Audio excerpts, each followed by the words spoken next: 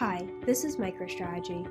In this tutorial, we will show how to build a grid visualization using the airline sample data.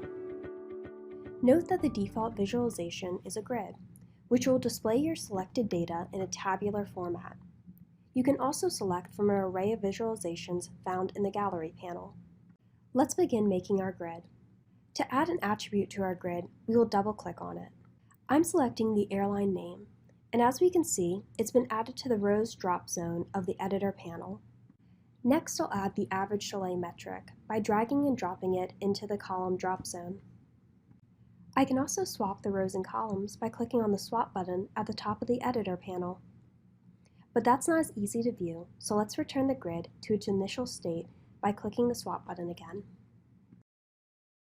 To add totals to the grid, click the Show Totals button.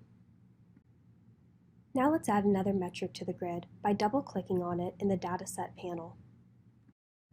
To change the layout of the grid, we can drag the metric's name object to the rows drop zone. To order the grid by metric, we can place the metric's name object above the airline name attribute. To order the grid by airline, we can place the metric name below. To undo these actions, simply click the Undo button in the top left corner.